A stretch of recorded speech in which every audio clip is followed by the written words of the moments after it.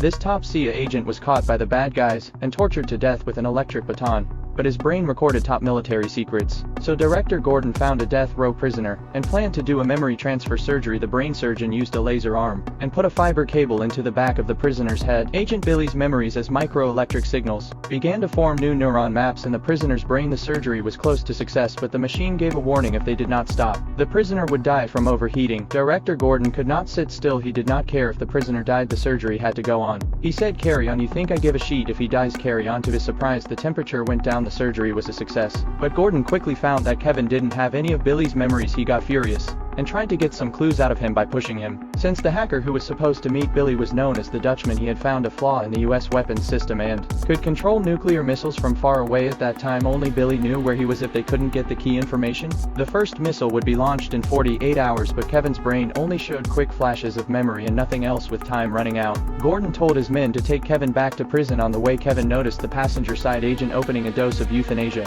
In a mission this secret, they were not going to leave any witness alive. His survival instinct kicked and he saw a chrome strip on the door. While the two in front weren't looking, he bit open a gap and quietly tore off a 10-centimeter metal strip. When the driver finally noticed something strange, Kevin stayed completely calm. The moment the man turned his head, Kevin drove a sharp metal hook into his neck. The passenger moved to help but crashed into a car coming from the other direction. Now only Kevin survived. This ruthless guy stayed extremely calm. He slowly pulled the driver from the opposite car into his own seat, then set the car on fire to make it appear that he also died at the scene of the crash after spending more than 10 years in prison. The man finally got to breathe free air again. The first thing he wanted to do was eat. When he got to a fast food place, he just grabbed a burger someone else had already paid for. The clerk reached for a hammer to teach him a lesson, but his co-worker thought it was better to stay out of trouble, and in the end it proved the co-worker was right. Kevin noticed someone else's van and wanted it. Of course the owners didn't want to give it up, so he showed what a death row inmate with a damaged frontal lobe and no feelings could do. 3 strong men were beaten without a chance to fight back. The people in the shop saw everything clearly. I guess the clerk was thinking